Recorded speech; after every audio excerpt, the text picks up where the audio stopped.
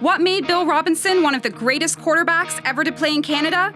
No matter who you ask, the answer almost always starts with the magic in his right arm. There were some great passers, but none combined all the elements of a pure passer.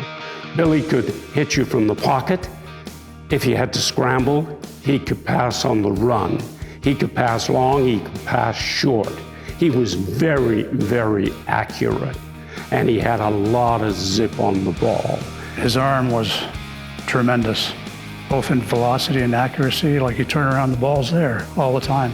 He could throw a real bullet type pass. So you had to be ready as a receiver, to catch what he was delivering. In practice, you'd run your patterns, and as soon as you ran an out pattern, as soon as you made your break, the ball was in the air, and you turned, and it was there. Consistently, it was incredible to watch him throw the ball. Billy Robinson was, without doubt, the best pure passer of the football I have ever seen. And I've covered football for over 50 years. Natural talent is one thing, the insatiable desire to win is another. But Bill Robinson also brought a work ethic that was second to none and infectious. The receivers and Billy, under Billy's leadership, would come out every day an hour before practice.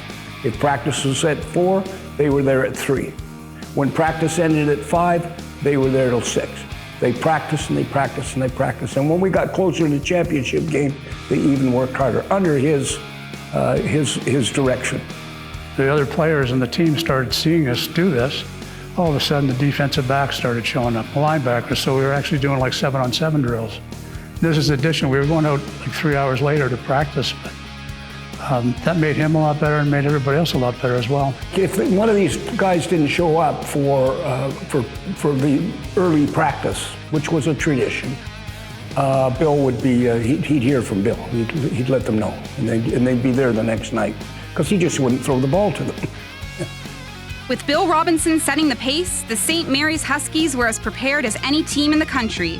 And in the biggest moments, they had complete trust in their leader. The receivers knew that when they were out on a route, if they got open, the ball was going to be there. The offensive line knew that if they did their job, that he was going to get the ball released on time. So just in general, he instilled a lot of confidence in the players, as did they have a lot of confidence in him as well. And the defense knew his capabilities as well, that if they made a mistake or something, that, the offense was talented enough that we could perhaps, make up for that mistake. The faith the Huskies had in one another was on full display in November of 1973 at Exhibition Stadium in Toronto. Robinson, first down, throwing deep. Kirkpatrick has got it down at the 17-yard line. On a cold, blustery, and rainy day, the Huskies hung on to beat the McGill Redmen. It gave the school its first ever Vanier Cup and its quarterback a place in Canadian football history. What more can you ask from a college quarterback in the Maritimes, in Nova Scotia, than winning the Vanier Cup? And if it hadn't have been for Billy Robinson at that key, pivotal quarterback position at St. Mary's at that time, they wouldn't have won the Vanier Cup. That's why Billy Robinson will have a home in the Nova Scotia Sports Hall of Fame.